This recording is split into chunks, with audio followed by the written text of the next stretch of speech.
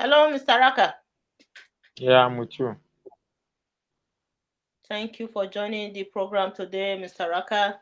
We're here to quickly discuss about Father Mbaka. He recently apologized for, criticizing Peter Obi. What happened? Have you been following the trend? Yes, I've been following the trend. Truth is that the likes of Father Mbaka are a product of a derailed Christianity in Nigeria. For quite some time now, watching the trend in Christianity, you could see that gone are those days when Christianity was about salvation, where the kingdom of God is at hand. Give your life to Christ, for the kingdom of God is at hand. Back in the 80s, Christianity was more or less about salvation. Back in the 80s, when you see a pastor, you quickly want to behave yourself, want to exemplify chastity or good moral values when your pastor is around. But over the years, now Christianity has changed from salvation to posterity. And when we talk about posterity, that gives room for the introduction of money. A lot of churches, before now, we have thought that the Pentecostal churches are the only churches that are more centered and focused about money, tithes and offering. The Catholic too have joined, and the forerunners of the Catholic Church who are now engaged in financial solicitation is adoration ministry, pastored or overseen by Father Mbaka. This same character, the first time I heard about Father Mbaka was when I was in Abuja. I went into my friend's office, and the first thing he showed to me was he handed over his phone to me and showed me the video. Then Father Mbaka made a video attacking Goodluck Jonathan, where he said, Goodluck Jonathan is bad luck, and Buhari is the savior.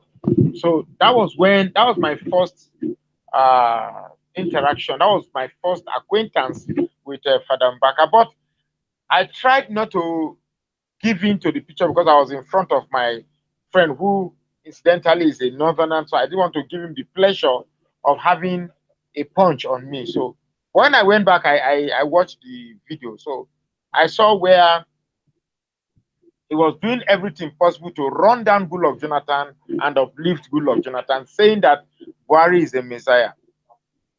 My my second acquaintance with the same character Mbaka was, I think it was a bazaar where he was together with Peter Obi, and he was also soliciting for no, before Peter Obi, I saw when Ganduje, popularly known as Gandola, the present governor of Kano State, uh, went to his church, and he also solicited for money, even telling them the job he did by running down Goodluck Jonathan.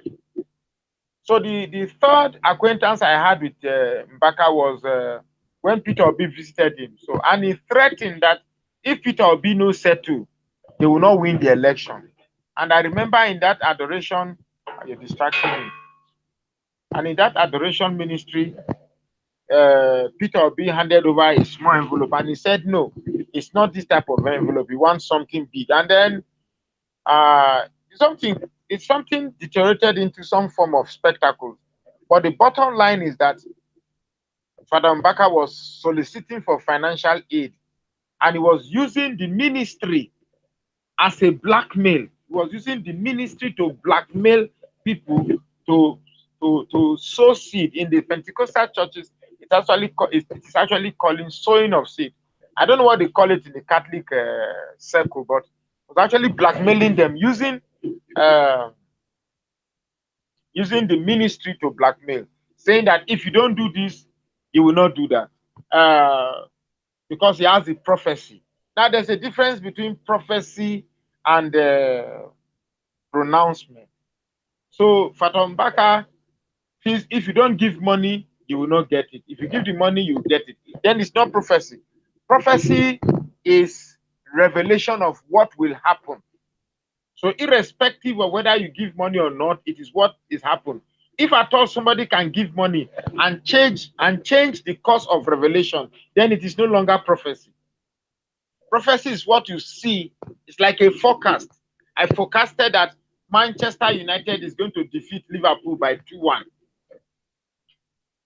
But I'm not telling Chelsea, if you give me money, the result will obtain. So it's no longer a prophecy, it's a pronouncement. So Father Mbaka was blackmailing people with the church.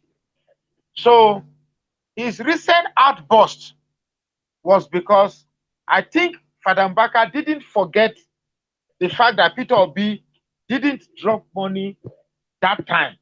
So to Father Mbaka, it was still a debt that Peter Obi needs to pay. Once again, he decided to use the church or the ministry or the prophecy as a blackmail to cajole Peter Obi, saying that if Peter Obi does not settle or sow seed, he is not going to be the president of Nigeria. Even went further to say the man is stingy. Now, I think Father Mbaka, on the other hand, didn't anticipate the type of reaction he will get. Perhaps he thought when he did that to Jonathan, people were angry with Jonathan, so he possibly got away with that. So he thought he could also get away with Jonathan. But I think the backlash, I think he thought he could get away with Peter Obi. So the backlash resulting from his blackmail on Peter Obi, I think it's what pressurized him to apologize. Even at that, I believe the bishop of the archdiocese have ostracized other members from attending adoration ministry or any activity involving Father Mbaka's parish. So I think that is what result to his apology. The apology, even listening to the apology, you can see that it wasn't really, it was not a heartfelt apology. It was it's an apology coerced from the pressure of the fact that the support Peter Obi has is overwhelming. Having said that, even though it is not a topic for today's, it is not the topic for today, it goes to show that our men of God, in bracket, in inverted commas, our men of God have totally derailed from the calling of God. I think the church started derailing when they started involving in politics. The height of it was the fact that in 2011, owing to the fact that the church felt worried, dared the church that Muslims should vote for Muslim and Christians should vote for Christian, and then that led to a massive vote of Christians to Jonathan and a massive Muslim vote to Buhari, and that didn't actually pay off to those who triggered the type of religious vote. And because of that, I can tell you for sure that that is not happening again. That they will not create a scenario where that happened again, even though that is seemingly what's going to happen in 2023. That is seemingly what's going to happen, but I don't want it to come from my mouth. So our pastors have completely derailed from the natural calling, and the calling is salvation of man from going to hell and making heaven. That is the primary responsibility of any man of God. Then adding to that, we in those days, men of God are a center of morality. Men of God instilled morality in people. Men of God solved husband and wife issues. Men of God solved recalcitrant children that were wayward, that couldn't listen to their parents. Men of God solved family dispute. But today, men of God are now the one taking wives from husband, demanding money, taking a deed of contract from houses. In fact, the church today has become something. Maybe we will discuss the issue of the church in another topic. Today we are talking about Father Mbaka. So Father Mbaka epitomizes the recalcitrance that has inundated our churches today. There are many of them. There are many of them who will sell the interest of the church for money. I think Father Mbaka is simply Mr. looking Raka, for, Mr. yeah, Raka, do you think that yeah, Father Mbaka is involving himself too much in the Nigerian politics? Because absolutely, absolutely, absolutely, absolutely.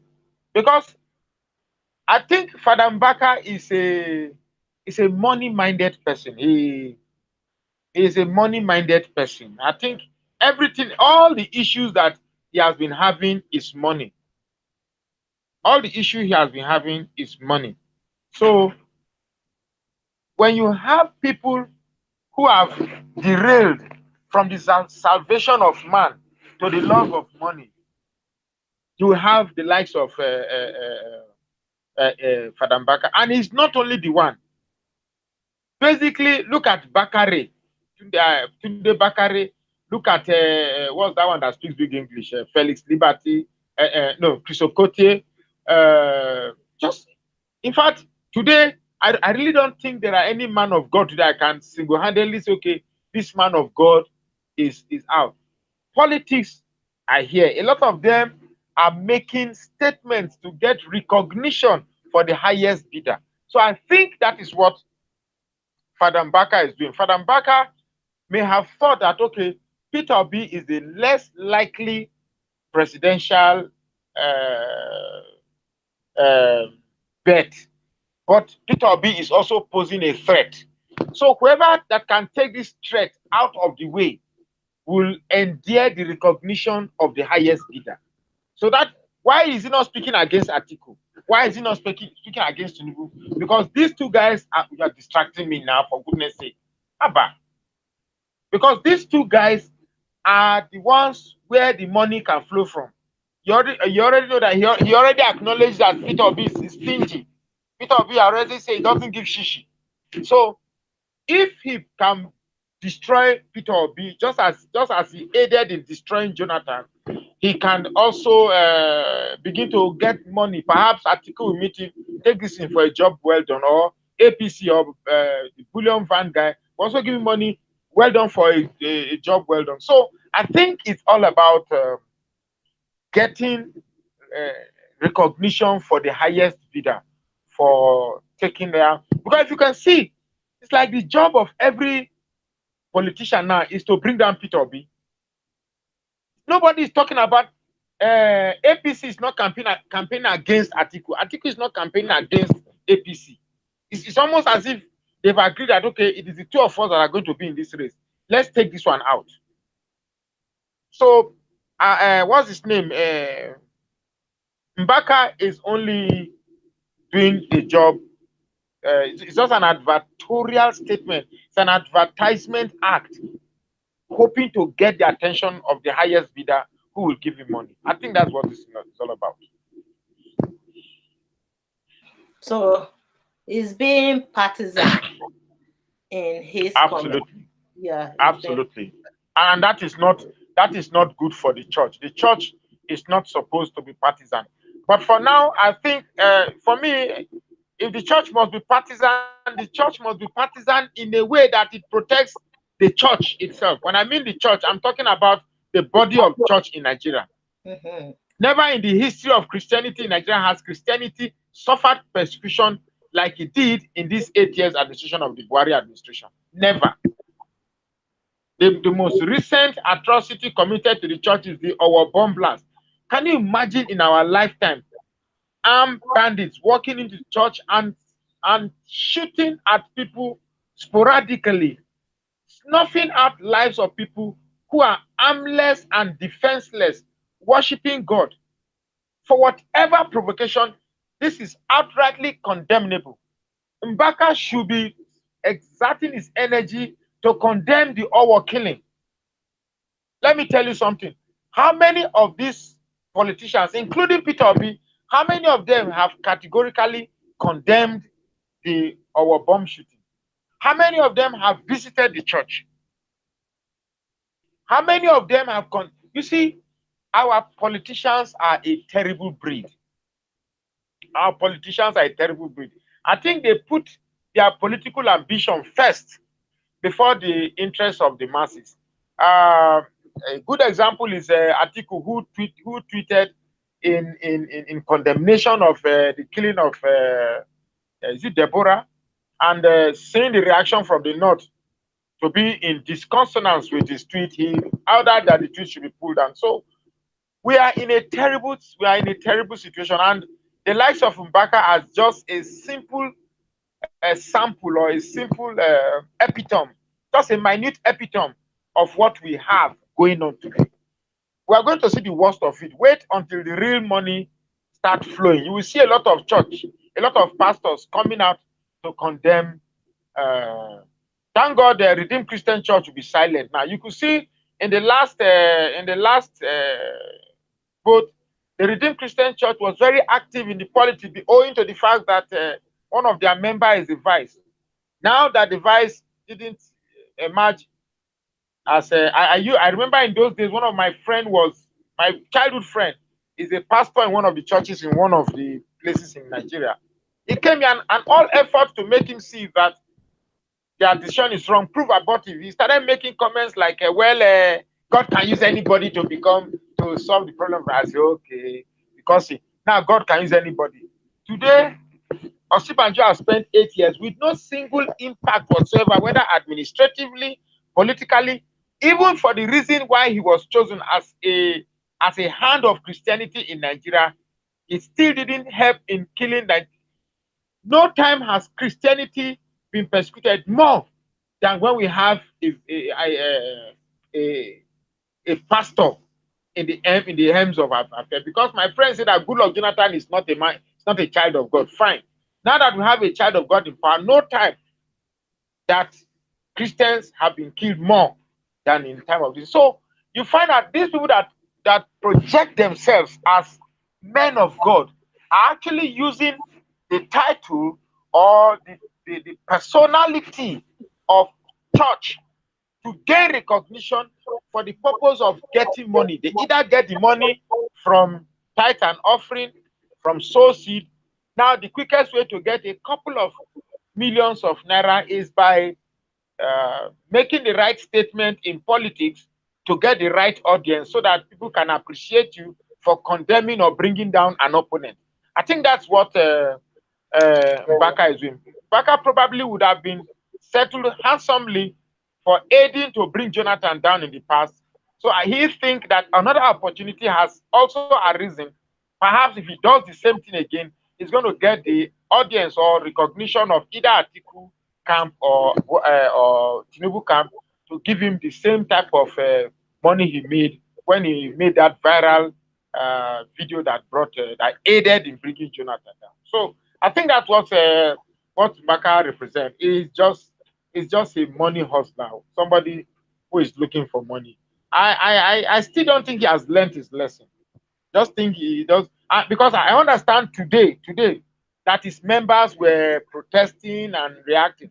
That leads me also to say something. Poverty and hunger can be a very retrogressive tool that puts the masses into the psychological beckoning of these politicians and pastors and money doublers and every evil being that we have. Mm. When people are hungry, they become susceptible, they become vulnerable to these pastor antics.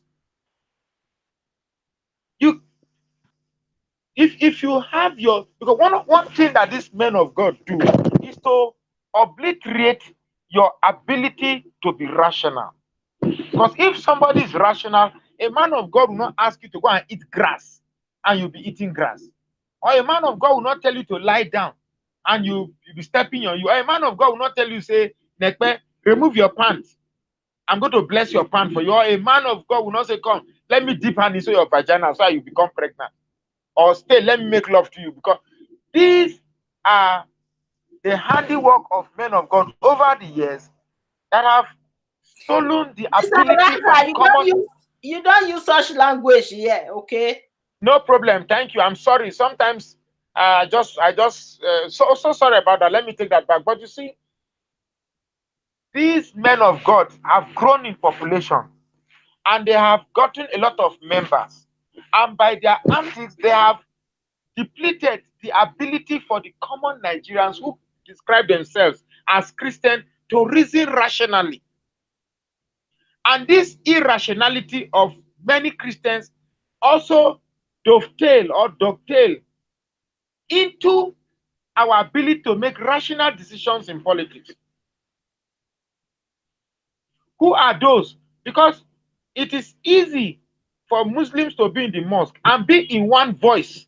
When Muslims discuss politics and end their politics in the mosque, they come up with one voice. They will never argue, they will never quarrel.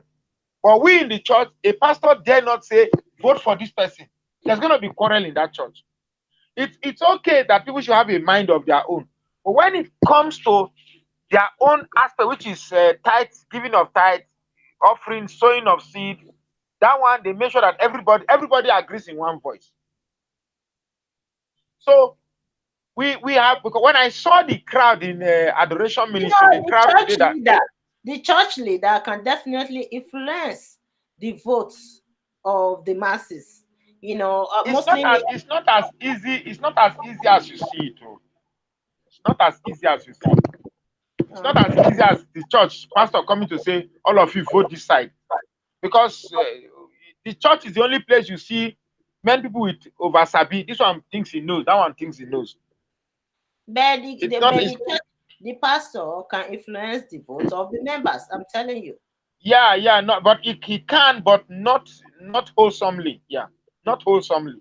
So, like as I was saying, the crowd I saw in adoration ministry today clearly showed the depth at which the mind of Nigerians have been depleted by these so-called men of God.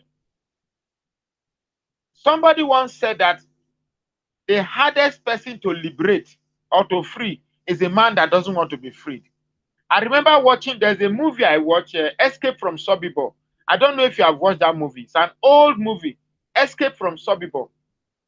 These are people who are watching persecution. They see people being killed. In fact, you can be killed today, you can be killed tomorrow. The time you are going to leave, there is no, they can shoot you at will. Nothing happens. They just pick you and go on. When they were eventually freed, some people stayed behind. Some people didn't want to run because they've grown used to the life that they are in. That is what is happening to Nigerians. Some people have grown used to their papa and mama and church, our father in the Lord. People are now more focused on their father in the Lord than the Lord and Savior that in the first place brought about Christianity or the church in the first place. Women in particular. My father in the Lord. My father in the Lord. My father in the Lord, pray for me. The man of God is supposed to be an intermediary between the congregants and God. But now the pastor have taken the role of God and have taken the role of Jesus. So if I be a man of God, that's a new one now. Once they tell you, if I be a man of God, and many times they vow that if I be a man of God, Tunde Bakare once said that Buhari is number 15 and yours truly is number 16. The same man will still go to the church and still meet the same number of church that he lied to. Why is that so? The man told you that God revealed to him that he's going to be the next president. Now, he wasn't even second, he wasn't even third, he wasn't even fourth. He's still going to go back. They showed him now, the members of the church were welcoming him in great ecstatic jubilation. So our Christian community have been robbed of the ability to think. So in fact, to open a church today, your first job is to take out the rational thinking of your members. Because if they have rationality, they will. So if they don't have rationality, They will not ask questions. So, and that's what I saw in adoration ministry. Some very old, raggedy women with some mighty, heavyweight Bible, with heavy scarf. Oh my goodness. It's a pity, honestly. It's a pity. It is a pity that this is what Christianity has done. Christianity to me now is like nobody hear me. Christianity today is more or less to me like it's not like a big stage where we have a performer and an audience. The pastor is the stand-up comedian, the congregants are the audience, and they clap. Woo, woo, woo, woo, woo, woo, woo. Pastor. Mm. Amen. I see that woman that has been looking for a child for the next 6 months. This year shall be your year. If I be a man of God, you will receive it in Jesus' name. Amen. That Mr. man that your car, that your car that you have been looking for, it is a taboo that a man of this God. Do you trust me? If I be a man of God, by this time next year, you shall be driving 3 cars in the mighty name of the Amen. Next year we come, they'll pray the same prayer for you again. Another year will come, they'll pray the same prayer for you again. You can imagine the stupidity. I think today's Christianity in Nigeria is harvesting stupidity. They are harvesting stupidity and they are feeding it to their members. You feed a lot of people with stupidity. And you see some kind of stupid thing. They will lay hands on you, give you things to eat, ask you to do things. I will strongly believe that if you go to church today, do not allow contact with you and your pastor. These men are now diabolic. They are now diabolic. By share contact with you, they transmit some. I am not a spiritualist. I don't believe in witches and wizards. But the level at which they render some of their congregants so stupid can only take some form of diabolic means to render such massive audience to become very stupid. You can see people. I don't know how they manage to brainwash their members. You know, It's pure psychology. Let me tell you how they brainwash. Let me tell you how they brainwash people. Now, Nekpe, if you have a problem, let's say your problem is looking for a child, and you have tried every rational means to get a child, and you just in our society, if a woman does not have a child, she becomes a mockery of the society. People look down on her, you know. So the shame around it, the shame around your situation, wants to push you to get every means possible. It's like a drowning man. If they tell you that this person has a solution, you want to run there. This person has a solution, you want to run there. They don't have a solution for you. They absolutely don't have a solution. They don't have any powers whatsoever. No power at all. But you in your mind you feel there's no loss in believing. So you just have to believe.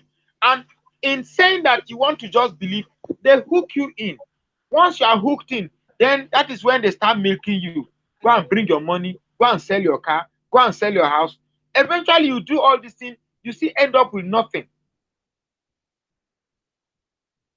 And if it is the husband that is the problem, they probably ask you to go and make love with someone and get a child and keep it a secret. And you think all this idea that women are now running DNA, people are now conducting DNA and discovering that the children that they've called sons and daughters for many years are no longer their children. You think all these things are not orchestrated by society?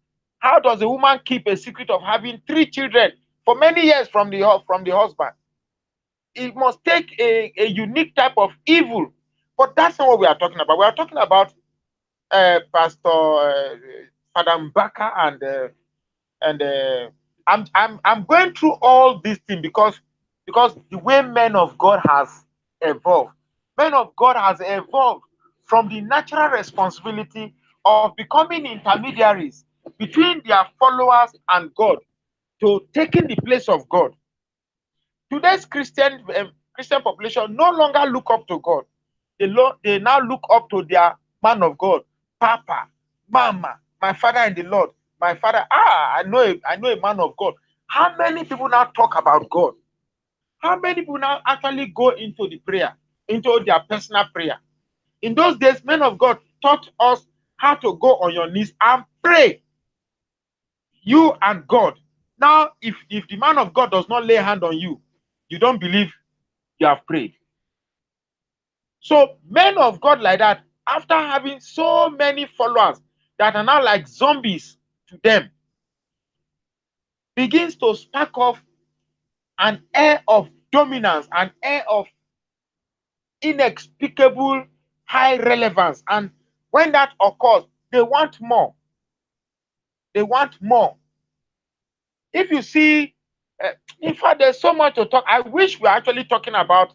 You know what, Uh, Mr. Raka? Over these years, I don't see the government, even the masses, you know, giving attention to the atrocity of the churches, pastors in the no, that is country. because, yeah, you are right. That is because if God, let's say Buhari today decides to, was it not in this Buhari regime that they said, okay, if a man of God serves after 4 years, you should hand over to the board of trustees. Every church should create board of trustees. The Christian community went haywire. You get me? The Christian community went haywire. So the truth is that it's just that we have a system of government that is not fair. Because if a system of government is adjudged or seen to be fair, because truly, the church needs to be regulated. Regulated, The exactly. churches, I've been the saying churches that, need that the church has been the left churches, the alone to churches have commit been given too much atrocities. freedom. The Yeah. churches have been given too much freedom, and they are abusing it. They are not only abusing it, they are causing untold atrocities on their members. Let me tell you, was it not Pastor Onmotefefiabi, the Warri? A man opened a church in less than 1 year. That space in Warri is a very large space. In such a short time, the man was able to open church, and the crowd on Sundays, if people are open that, if people are closing from that church, you cannot contain the type of hold up they cause. And then a young woman went there and missed and lost and loses her children.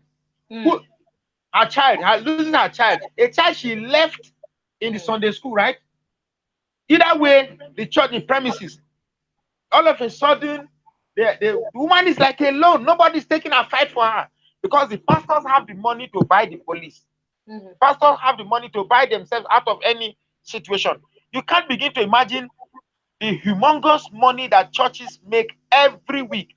I can give you an example. Like here in Jos, there's the And Living up Faith. to date, that woman couldn't find a child, right? Yeah, up to tomorrow, that case, as far as concerned, that child is dead. As far as that the child is dead, you understand me? But I can't make any conclusion because I don't know. I have not taken time to actually study that case very well. But I can tell that in Jos here, Living Faith, on Sunday, the bullion van comes to pick money from offering and tithes to go to bank till tomorrow. Because they have four services in the main four services. And the hall is built to pick 5,000 people worshiping at a time. So if you have four services, that is I'm just making a rough calculation for you. For 5,000, that is 20,000 every Sunday, right? We're not talking about Monday service, Wednesday service. We're talking about just Sunday. Let's say each person is giving, that's 20,000. Let's say each person is giving 10 naira as offering, just 10 naira. You get me? That's 400,000. 400,000. But of course, you know that there are people who give 150 naira. So which means on a Sunday service alone, we are talking about 20 million, 30 million in offering. So these people are making real big money. And what are they using this money for? The missionaries that brought Christianity to Nigeria, these missionaries sacrificed themselves. They sacrificed their pleasure for the good of you and me. While sacrificing their pleasures, they brought free schools for us. where we didn't pay for books, we didn't pay for uniforms, we didn't pay for tuition fees. All we needed to do was just to take our bath and go to school. And today, they've added this same Christianity that brought these good things to us. What are they doing? We have beneficiaries of missionaries building schools that the ordinary man can't go. The schools that when they were ordinary attended and became men of God or general overseer, now building schools that the same people that they are meant to liberate can't go. A school in Living Faith in Josia is about 100,000 naira, if not more than. Canaan University, I think then the last time I know it was 2.4 million naira. I don't know how much it is now. How do you expect an ordinary man like me to send to where am I going to get 2.4 million naira to send my boy to a school like that? What you get from goodwill should also go for goodwill. That's the point I'm making. So the concentration of churches today is about money, money, money. And I think the likes of Mbaka has become so drowned in it that he can't control himself. And in his desperate quest to make money like his contemporaries, he's making a fool of himself. That is what this thing is all about. I think it is time for the government to be regulating churches. No, the church needs to regulate. And some of the suggestions I will make. One, there should be minimal contact between men of God and their followers. Very, very minimal contact. Because a lot of these men of God have become so diabolic. Very, very diabolic. Very, very diabolic. There's one church here, church, I won't name the name of the church. In less than 1 year, he already has about 2 churches.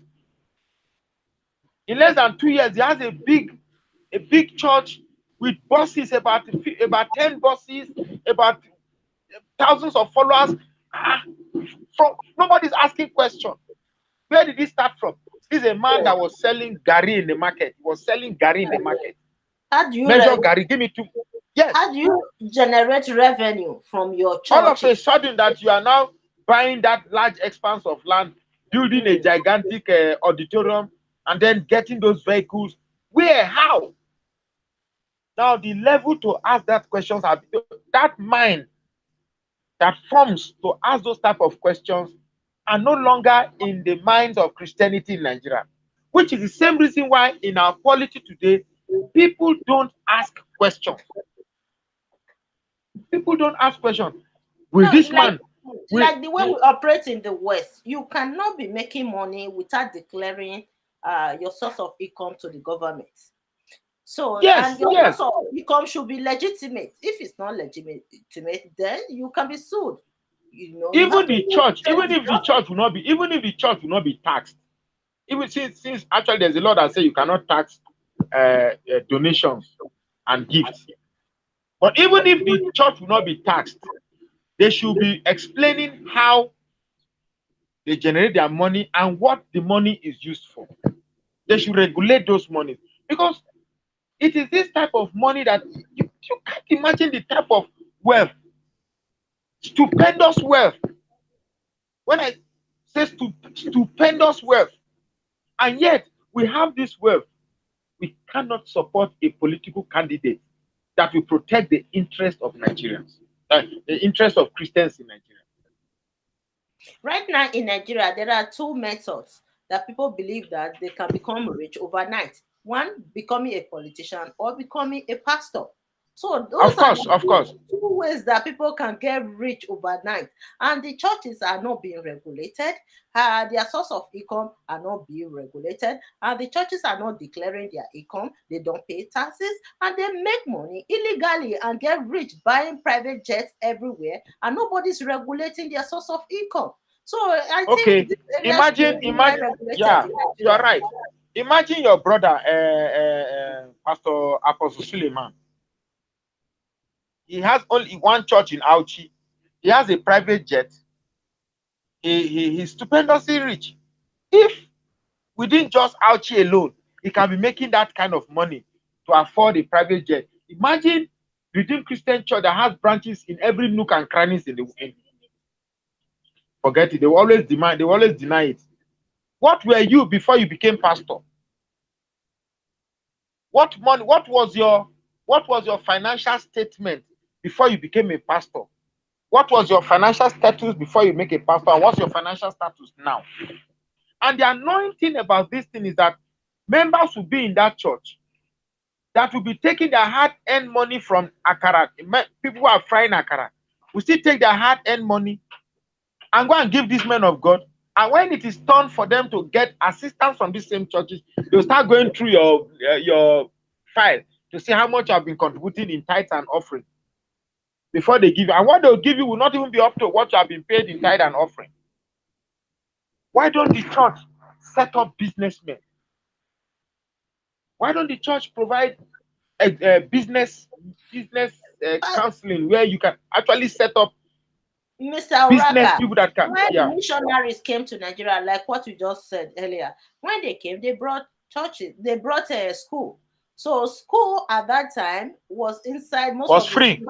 Most of the schools were inside the churches. That is why some churches in Nigeria at that time, the school would be built in the compound of the church. I grew up in the school compound where there was a church built by colonial missionaries at that time during the colonial era. And the churches, the schools were inside the church compounds at that time. So right now in Nigeria, these modern pastors in Nigeria have changed the narratives of these schools. They are now building schools for only for the rich, and they are charging exorbitantly for those schools, of which those that brought this school to us and churches to us, they were offering school services for free attached to the churches. So that is just the difference. These people are exploiting, using the name of the Bible to exploit citizens, and the government is have you met any overzealous church member? Have you met anyone? If you have, because I have met many, if you have met any overzealous church members, you will see how much damage these men of God have done to these people. They completely wash out any sense of imagination or reasoning from these adherents. Yes. They wash them out. So trying to even talk them into reality or trying to talk them into having sense becomes very, very difficult. Extremely difficult. If today, let's say they catch Pastor Yedepo, the general overseer of Winners Chapel. Let's say they catch him in one outrageous act. I will tell you that the members will be the first to say, it's not the first, it's not the first. We are just saying, just have a clear mind to determine what is good and what is bad. Even if there must be a solution or repair, at least you identify what is good, what is bad. When a man of God is misleading you to pull off your panties in order to gain access to your private part, at least you have a sense that this thing is not biblical. I've seen a church. Okay, let me not exaggerate. I've seen a video where a man of God dipped his body in a drum filled with water and was fetching the water for his members to drink. If that is a diabolic process, do you know what it means to be drinking water washed from the body of another man to drink? There's a diabolic connection. This is no longer Christianity. This is pure diabolism hidden under the emblem of Christianity in Nigeria. People are now practicing diabolism under the umbrella of Christianity. And this has to stop. Because government needs to regulate it. Government needs to regulate it by enforcing pastors to declare their finances and regulate minimal contact between, like all this idea of laying of hands, blowing you breeze. How can a man just wave his hand and the force of his hand will be throwing people to fall down? There seems to be a mutual collaboration between audience and between the congregation and the man of God. The man of God is acting, the congregation is acting. I've been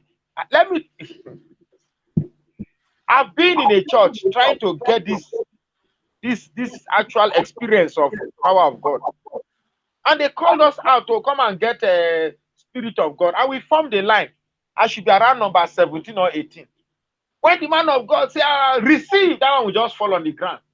In my mind, I was saying, so when it comes to my turn, so me too, I go fall like this. Now, wow, it will be a funny experience.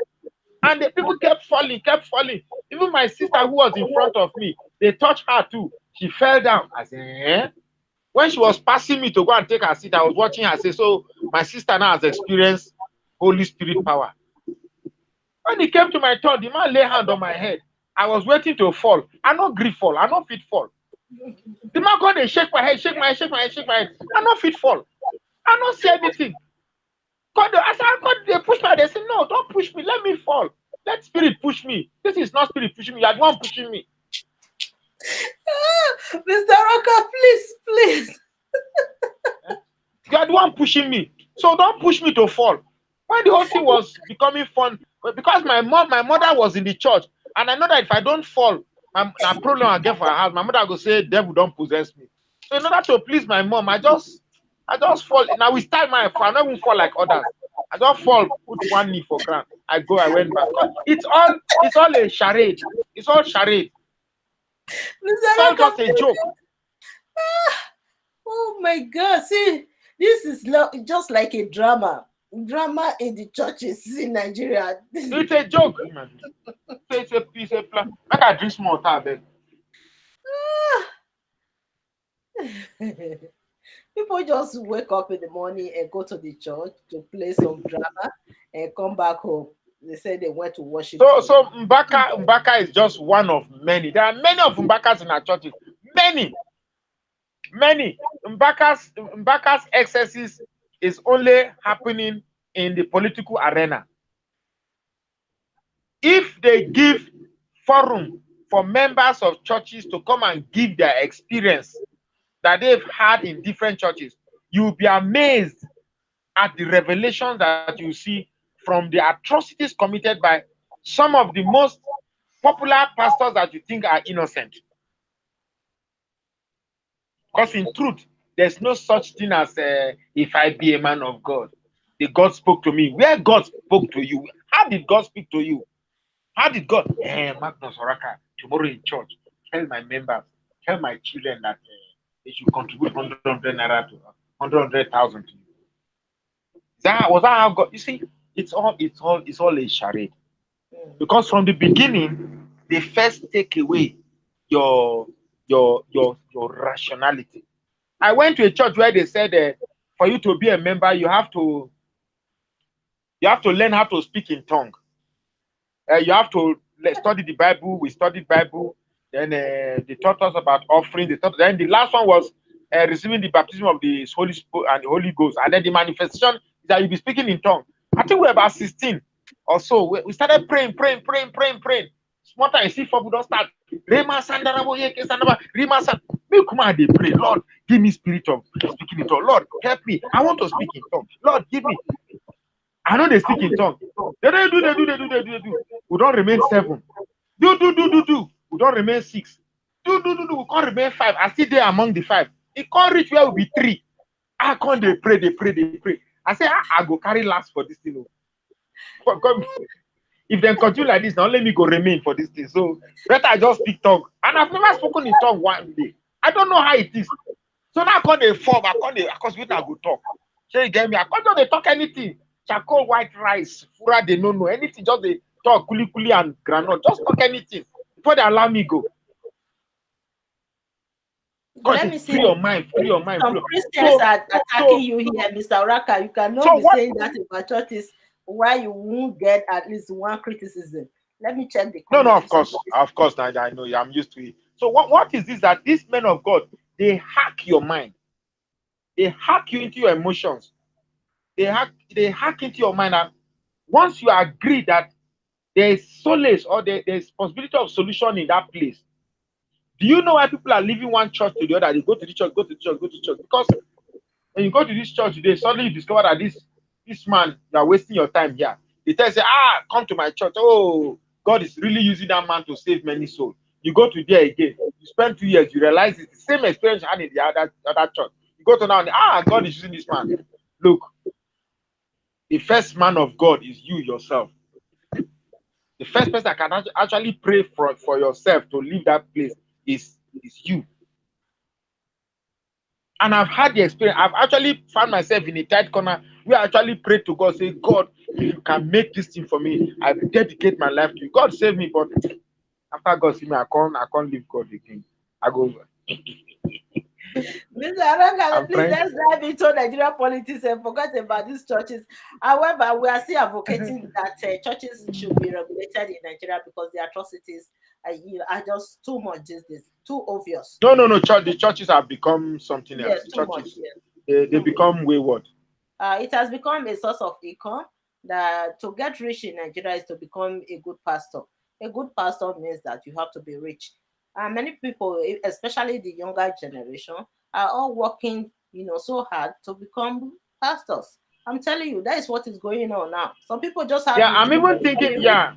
I'm even thinking that the penalties given to Father Mbaka are not stringent enough, are not stiff enough. Just asking people not to go to his church, it makes no big deal. It's not a big deal Who because ask people? the No, man, is it the authority? Is it the eh? authority? Is it the government that is asking him? It's just the No. masses The that head of responded. Catholic Church, the head, it is the head of the Catholic Church in the state. Now, at one point, the Mbaka himself is beginning to think that he has more power than the head of the Catholic Church. Because Mm. he's one of the men of God that and you see, one thing with these men of God is that when these people come to your church, they are not coming to your church because they look you. You are doing the damage, you are doing the job for them. So they are just coming to appreciate you. You are doing the damage for them to campaign against your own in their favor. So they are just coming there to appreciate you. Buhari was in your church just to appreciate you. That what's his name? Gandola, Kano State Governor, was in your church just to appreciate you for say something against Kano State Governor today and see they will not pick you. You know, Because you know that if you say something against your own, they will not arrest you. But if you say something, in fact, I, Father I beg. Mbaka is being partisan, and as a father, he's supposed to keep, himself between that boundary. He's going too far, involving himself in politics. He's being partisan. That's just it. So, Mr. Raka, let's dive into the political discussion of today. So, according to what you told me, was yesterday that they can still change their running mates. So, are Yeah, of we course. getting any change from the side of Peter Obi? Of course. That one I can categorically tell you that Peter Obi's running mate, Doyin Okupe, is just they call it a placeholder. Just like if Okay. you go to a party and you see an empty chair, you just keep your cap or Bible or Mm, handkerchief just to hold it. So that if somebody else comes, somebody is coming. So I think that's what Doyin Okupe is serving, because if you know that there are talks of a possible merger between Labour Party and the NNPP that is being controlled by Kwankwaso. So mm, before that, let's do, because for now, I'm also aware that the reason why they've not finally announced the merger yet is because they still not come to terms as to who will be the flag bearer and who will be the vice. Kwankwaso is suggesting that he wants to be the the flag bearer while Peter Obi becomes the vice. So we are yet to see how they have resolved. I think before we came on studio, I saw where they said it's like Kwankwaso have agreed to be vice, but I'm not sure yet. These are mere speculation. But I think if at all there will be a merger, for me mm. right now, Peter Obi has more clout and crowd than Kwankwaso. Kwankwaso only have popularity in Kano. So if Peter Obi will be just using Kwankwaso just to dig into Kano vote, even though I think even at that it's still going to be difficult. But well, anything can happen. But if you make Kwankwaso if you make Kwankwaso as president and Peter vice, of Mm, course the Southeast will not vote for it. mm. Southeast will not vote. In fact, they will come out to vote. Sir. Let him be the vice so that Peter Obi will be the president. But that's one thing again. We spoke in your other program that one thing with the southern politicians is that sometimes they don't want to come to terms with the political arrogance of the north. It is unthinkable for the north to see themselves being vice to the south. They are not like us who jubilate and celebrate vice president. To them, vice president is nothing. Vice president is absolutely nothing. They're not like Then, us. The other day, I saw videos of boys celebrating Okoa as vice. Too. They're not vice yet, too. They're already celebrating. I Okowa don't is think not any. fit as vice for I PDP. don't think any Hausa man will throw a party for mere nomination as vice. I don't think any Hausa, even the shoe shiner, will not celebrate it.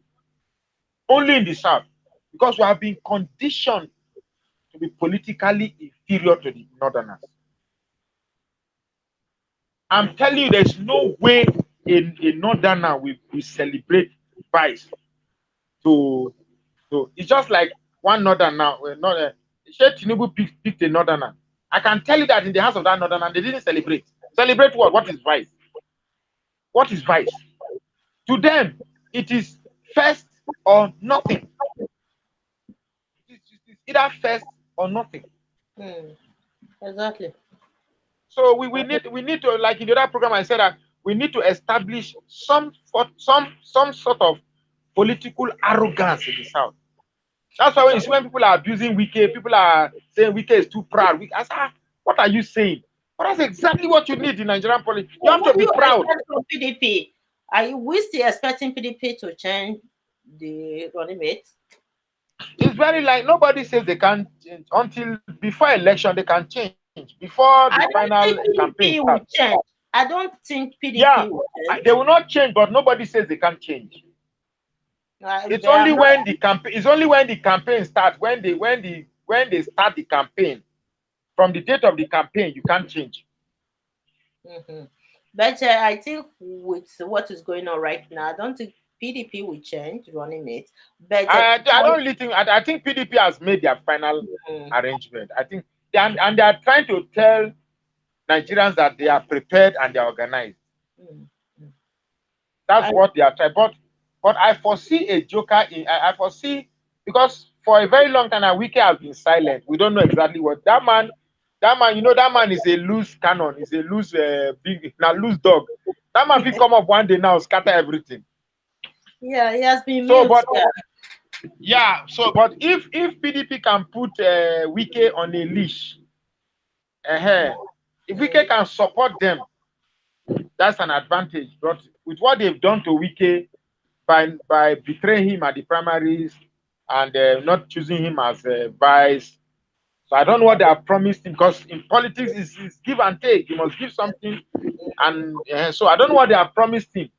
But if he feels betrayed, it's not like Amechi that you betray now you go and keep quiet.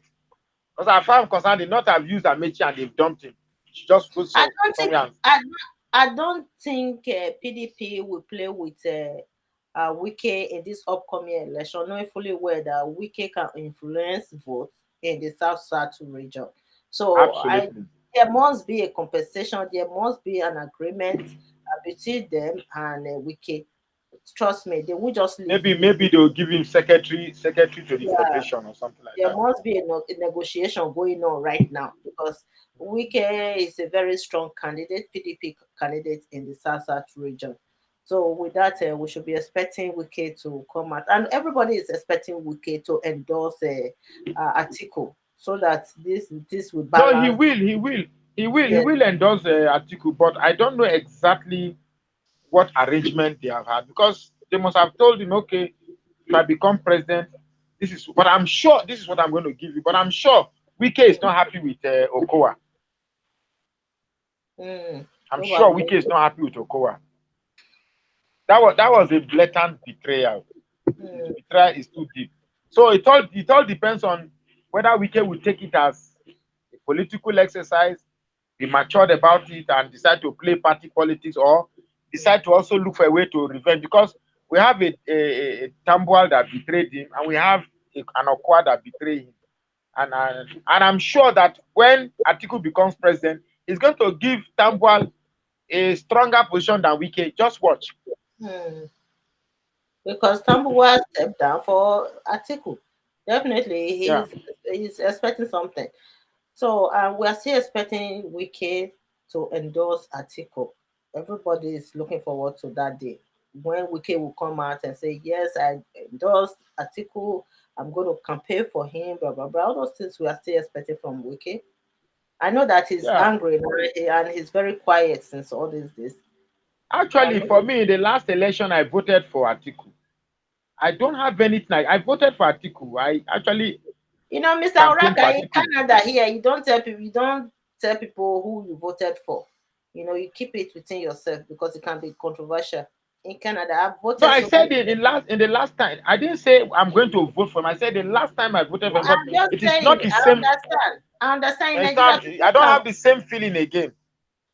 I understand that. I'm just saying that in the Western world, they will ask you to vote for someone, but privately, you don't go outside and be exaggerating about who you voted for or disclosing it to the public because it can In the be. case of APC, Mm. they're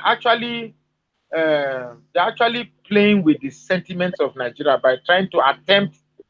For a very since 1999, we have not tried Muslim or Christian ticket.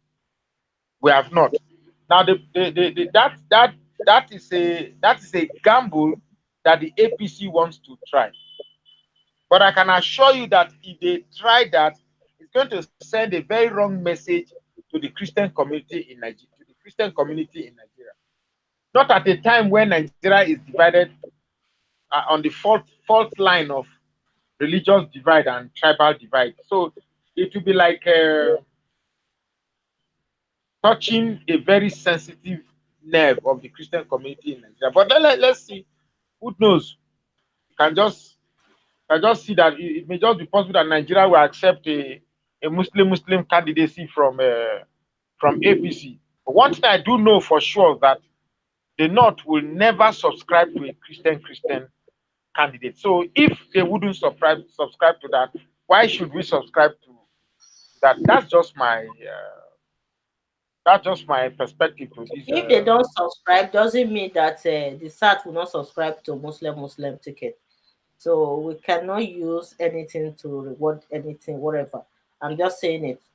I We know, can't I use know, I know, but evil that's but to reward evil. That is what I'm trying to say. you So don't if, for start some. You instance, don't start because my fear is this: if you start a Muslim ticket today and it stays, hmm, you might just be surprised that you have paved way for a permanent Muslim ticket in Nigeria. Because I know the North, they test the waters and see what the reaction will be like.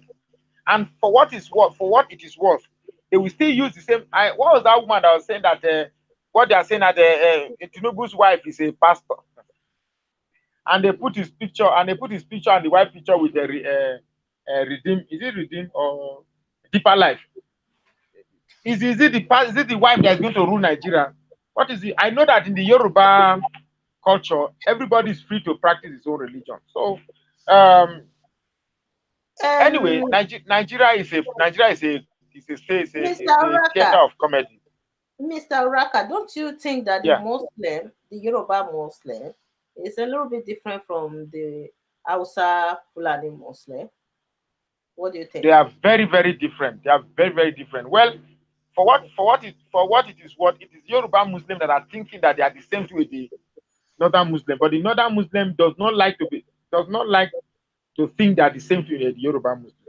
I told you one of your program that the Hausa Muslim will never allow a Yoruba Muslim to head a church, to head a mosque in the north. It's not possible. They will not agree. Mm, But mm, a northern Muslim can head a mosque in Yoruba land. yes. So yeah, it's a one-way thing. It's a kind of self-imposed delusion. They not the Yoruba Muslim actually think they are in one religious accord with the Muslim in the north. But the Muslim in the north only sees their Muslim counterparts in the west as a pathway to gain access to the political interests of the north in the southwest.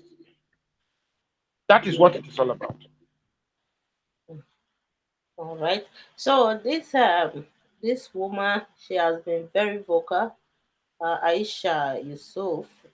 according to what we saw on social media, I'm not sure, that she is supporting Peter Obi. Peter Obi, So she's the supporting Peter Obi. so Aisha Yusuf has been Mm, a very vocal, mm, detribalized, mm. non-nepotistic female. In fact, one of the most vibrant ladies that is Yes. fearless, and I like her for that. I Uh, like her too.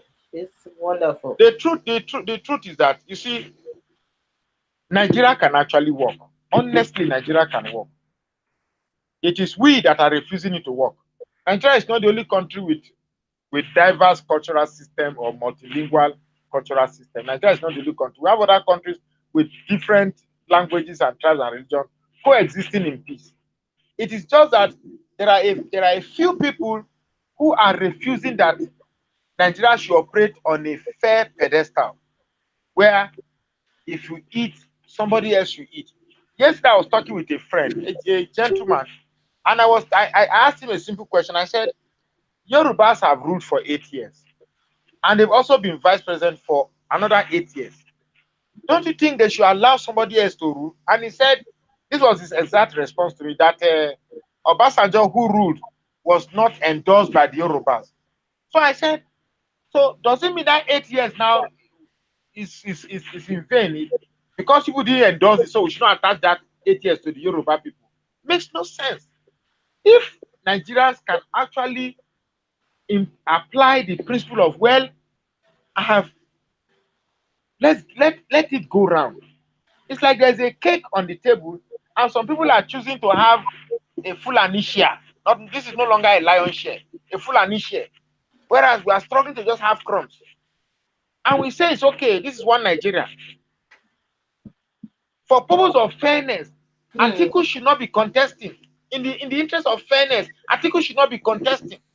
Knowing that your fellow Fulani brother just ruled 8 years and then you want to take over. So you have 16 years of Fulani rule. What does that say in the mind of an average Fulani man on the street? Oh, Mr. Raka, I will interrupt you. The certain leaders who voted for him, you should first criticize those people first. You know, without them Absolutely. voted for, But without them but I voting did. for him, I don't think he would have emerged as the Yes. candidate today. Agreed. 100% agreed. Agreed. Totally agree. Look at what played out in the PDP. This thing. I analyzed it for you the last time. Assuming Udom Emmanuel stepped down, that's 38. Add it to Wike's vote. The other Igbo man, add is 18. Okowa and Okowa and those two people that Delta State and those states, take out Mm, that vote from Atiku's vote and add it to Wike's own. The result will be different. exactly. But it's like we enjoy, we are the ones that we put ourselves in a state of disadvantage and hand over the advantage to the North. When the North are now ruling, we are the same people who cry that, we are being marginalized, we are being oppressed. When every of our action is wired and fine-tuned for the North to gain access to us. I was telling the man yesterday, the man so believed that Tinubu will win. I told him, I said, look, Atiku will win. With the way things are, Atiku will win, except the environment changes tomorrow and another analysis will come. Because Tinubu and Peter Obi will share the votes in the South. The South that doesn't have the vote in the first place will share it. So statistics as it is now favors Atiku. But if you add the rigging machinery of APC, well, you might say, okay, they too they have a chance. But based on normal rigging, on normal voting standard, statistics will favors this thing now. Well, we are yet to see whether Peter Obi's social media popularity and also local popularity, because whether the social media popularity is translating to on-ground popularity, and how that on-ground popularity can access in truth people's vote.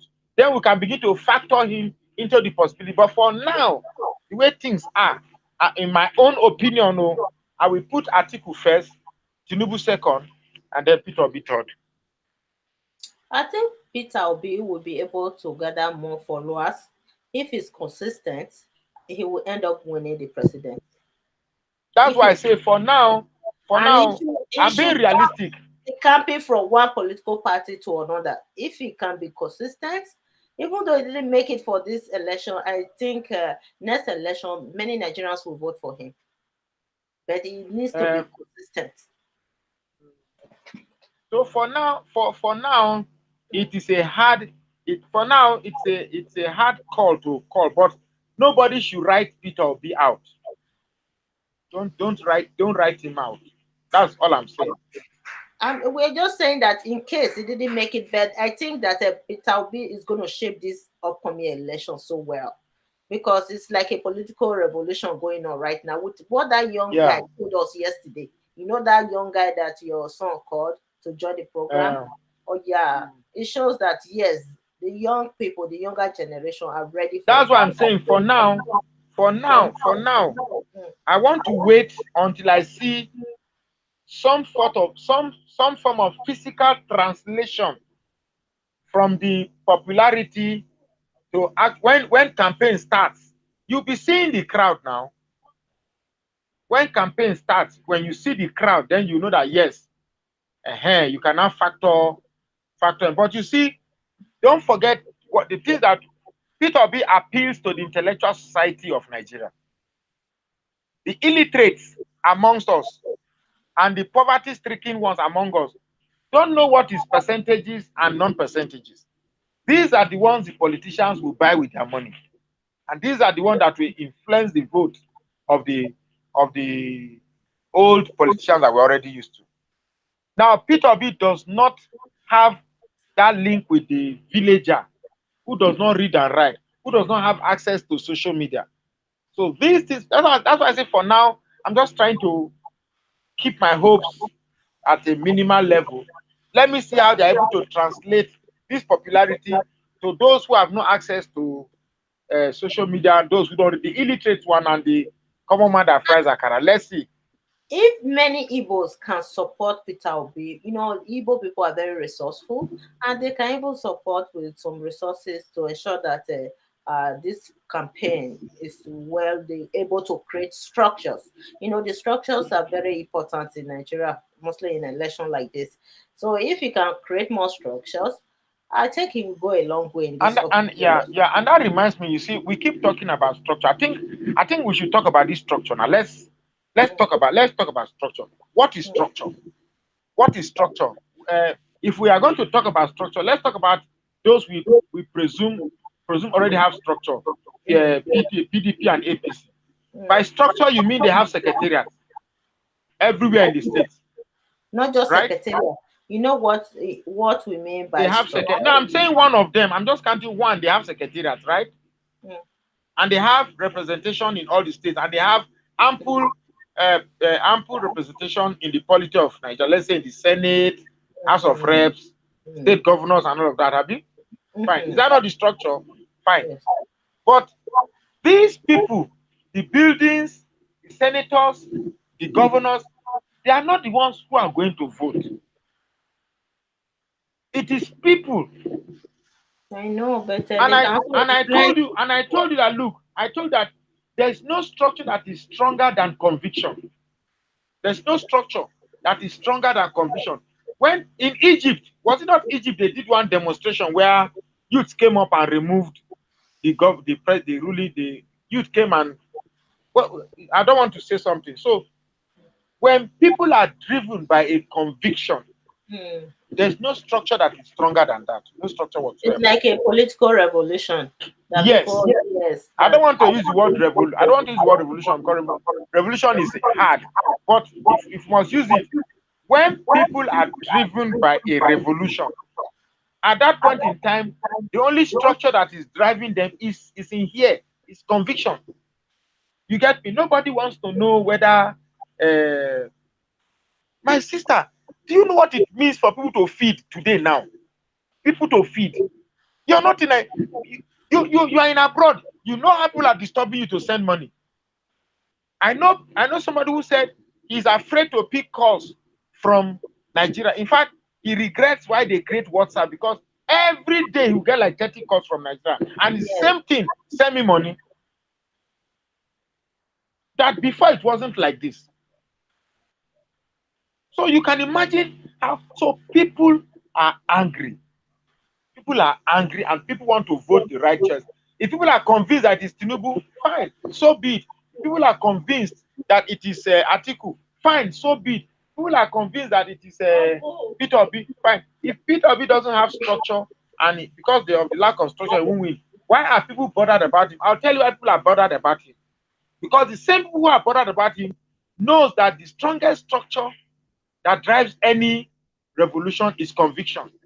If you don't stop Peter Obi now, by the time youth take over, all these structures that you are saying the other parties have will mean nothing to them. What is the purpose of you having a house when your children is supporting the other man in the other house? The house means nothing. The house is just a rallying point. Now, what is rallying everybody together is not the building, it's not the secretariat, it's a conviction. Everybody has something in his head that this man is going to do it for us. So let's for that is the singular structure. My only prayer is that, typical of an Igbo man, they should not translate this revolution to Igbo or Biafra, because right now a lot of people are not talking about Biafra, they are not talking about Igbo. But typically, if I know Igbos for who they are, somebody will come one time now, you see, you start campaigning against his brother. I pray it doesn't get to that. But like you said in your program, you don't campaign for anybody. I don't want to sound as if I'm campaigning for anybody. But then I just wish all the flag bearers the best they can do and clinch uh, whatever they wish for themselves. But at the end of the day, let the best happen for Nigeria. Yeah.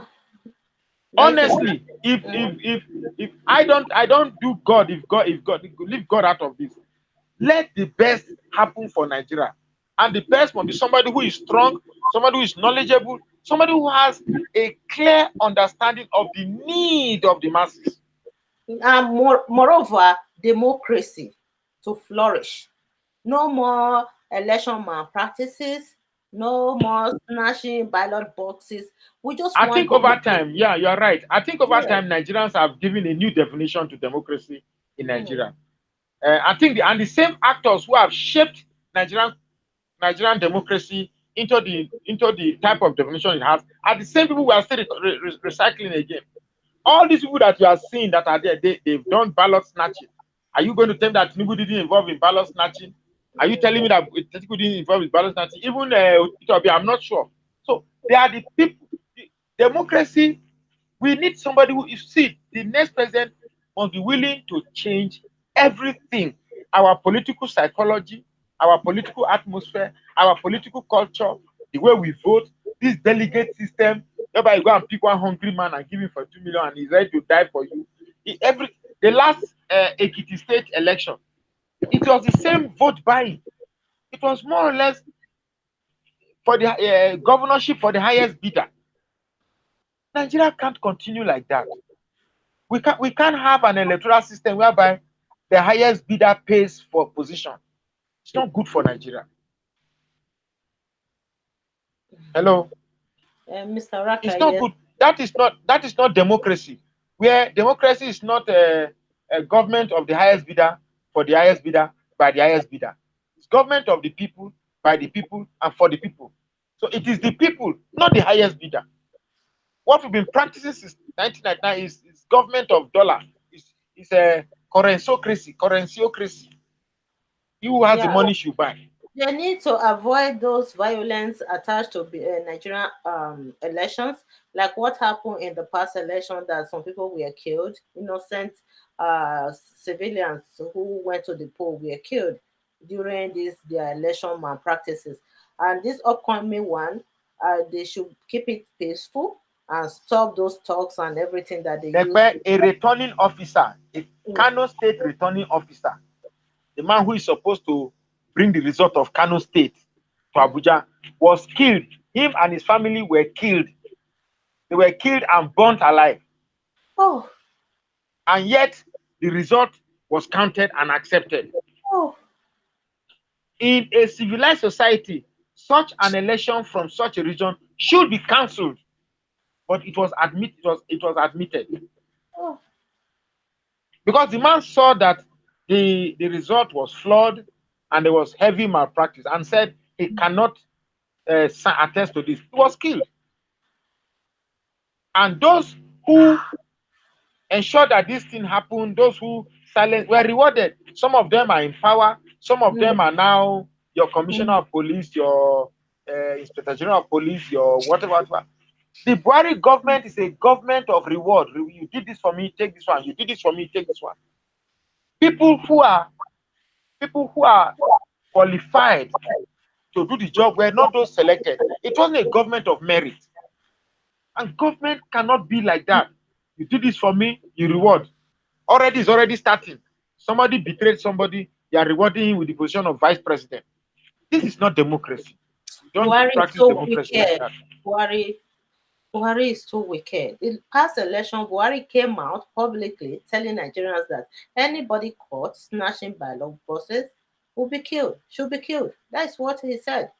But I've never seen What do you- Buhari coming up to condemn Boko Haram or the ordering the killings of Boko Haram. Why would he condemn Boko Haram, whereas they are the ones sponsoring it? As a matter of fact, I can tell you that there were some group of Boko Haram that were caught in Plateau State, and they said they should be brought to Abuja. The GOC here now insisted that no, they should be tried there in Jos, and because of that, they took those guys to Abuja, and the GOC here was transferred out of Jos. The country is a mess. The country is a mess. Hold on a second. Guys, if you are watching right now and you want to call him, please do that. If you have any question, please leave your question in the comment section. It is time for me to read some of the meaningful questions. The meaningful ones. Is there any question or comment that needs to be addressed? Yeah, he said religion is worse than politics in Nigeria. Absolutely. Because they are not being regulated. Say what? He said religion is worse than politics in Nigeria. At least in the of course. politics, some corrupt leaders were being persecuted. You understand? So, but when it comes to churches, I've never seen any pastor being arrested for the atrocities that they are committing in the country. You know, that is so true. They're even worse than the politicians.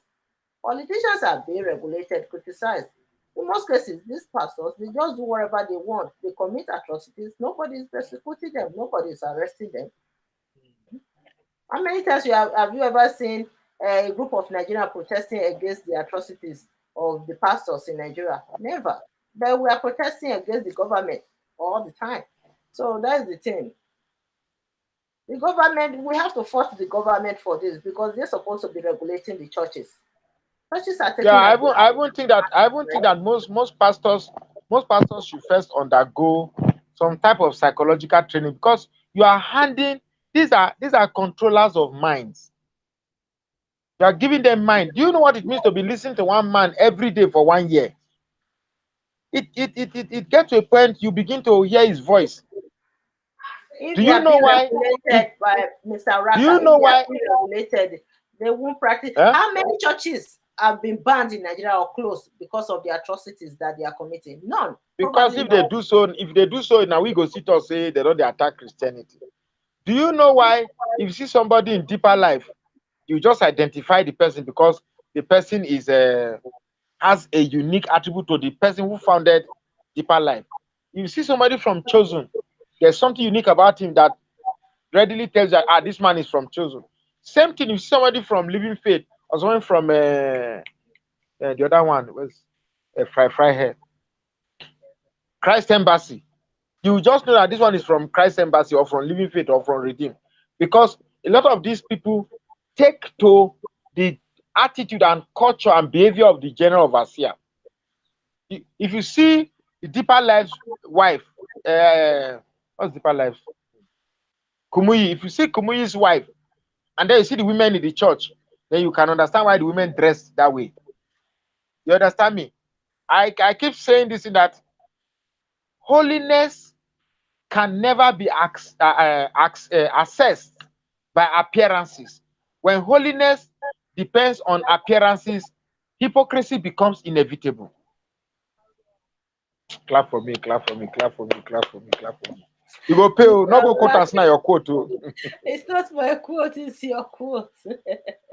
You can even, you can be a even better pastor than some of the pastors in Nigeria. Rema sandarabo sheke, rima sandaba, rima baba baba, rema simbaraba roke sindaba, yoko sandaba. But being a pastor, someone like you being a pastor, sometimes you will also encourage the members to drink some alcohol, some good drinks. Okay, no, that one after preaching for so long, my throat go dry. 1, 2, 3 shot of kai no go dey too much. Mr. Raka. Hey, okay. The alcohol will be the entertainment session of the church.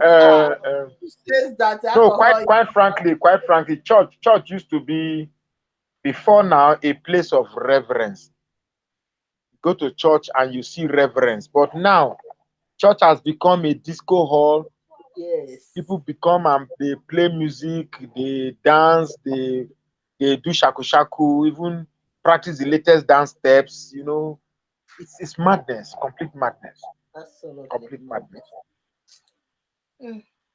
Just a whole father coming out, being partisan, talking everything, Look at the way people. No, as for I told him, Mbaka is just looking for record. He did so the last time now, and he was rewarded. When he did that video against Obasanjo. They rewarded him. So another election period has come again. He wants to be recognized and be rewarded again. And the best way he can be rewarded is to talk down on his brothers in the south, and they not to come and reward him. That's what this whole thing is all about.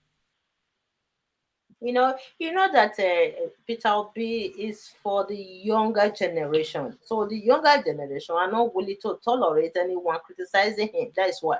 You understand, Mr. Yeah. Raka? Yeah. They don't want to hear that. It's okay. In the absence, we spend over 2 hours now. In the absence of any question, yeah, we'll call it we have a day. to end the program. Yes. Some people are just leaving some funny questions and comment for me. Oh my God. I'm just laughing, Mr. Raka. There are some people who are following me on Facebook and YouTube. These people are very particular about me, and they are going crazy, leaving me some comments, hate comments. And look at me. I'm getting bigger and glowing in Canada. While you are there wasting your time leaving some comments for me, a girl like me. Hey. So can we call it a day now? Mr. Raka, thank you. Thank you, Mr. Raka. Okay. So we'll talk later. I'm going to call you on the phone. Okay. So thank you all for watching. If today is your first time of joining our program, watching our program on YouTube, please subscribe and follow our political discussion on Nebo TV. Mr. Oraka is going to be joining us maybe 2-3 times a week, sometimes 4 times in a week to do political analysis. We're going to do this until next year, until the election next year. And moreover, I'm bringing my assistant. I have an assistant who's working for me right now. He's going to be managing this program because, I'm a busy person. I might not be available to be doing this all the time. It's because I just have small holiday this period. That's why I'm appearing all the time on Nebo TV. So he's going to take over. But I will still be appearing like in the weekends. Moreover, I have a white lady I just employed that is going to be working on Nebo TV. She's going to be anchoring the interviews here in Canada. She's a white woman, very nice woman. She's my good friend. So she's going to be taking care of the interviews, interviewing some personalities in Canada, politicians in Canada. All right, so that is some nice updates about Nebo TV. I thank you all for your support, for following this program over these years. Thank you all for subscribing. And if you haven't subscribed to this YouTube channel, please do that. If you are watching from Facebook, please like our page on Facebook and continue to follow Nebo TV. We'll bring the best facilitator. This morning, I moderated a program. I hosted it, actually. I hosted the program. Very, very good program. I'm encouraging everyone to go watch it. I brought a British writer to the program. that facilitated a seminar, I would say a seminar that we organized this morning. So he discussed about Benin artifacts, the restitution of Benin artifacts. So the British writer is also a correspondent for BBC and Al Jazeera. He was a former correspondent for BBC and Al Jazeera. So he did this elaborate presentation about Benin artifacts, how these artifacts were disseminated across the globe. Very, very, very nice. I'm encouraging, especially the Benin people who are following me, to go watch the program. So we had many panelists, some really educated Benin people, both at home and in abroad, some in diaspora. I brought them to the program this morning. Oh my God, it's one of the best program I've ever hosted on Nebo TV. I'm encouraging everyone to go watch that program. Um, and Thank you all for following Nebo TV. I appreciate everyone. I'm so grateful. I wrote a book last year, and the book is doing so well right now. So well. So I'm writing my second book. Probably by the end of this year, I'm going to publish the second book. All right. So thank you all for the support. The Edo people have been supporting me so much. My first and second book launch was the, my book launch was historical. So I appreciate everyone for the support, the donation, and everything. Thank you all. God bless you. God bless you. Without you guys, I won't be here sitting down, smiling every day, getting happy. I'm so happy. I'm grateful for all everything going on in my life right now. The achievements so far, the awards I've received in Canada here alone, I've received, even within only 6 months, I received 3 awards. 3 awards. They gave me 2 awards in Nigeria in December, 2 awards, and they gave me one last month here in Canada as well. So I've received so many awards here in Canada and Nigeria over these years, and I keep winning. I appreciate everybody. I'm grateful. Thank you all, and have a wonderful day. Today is Sunday, so have a wonderful Sunday, and God bless you all. Bye for now. Bye, everybody.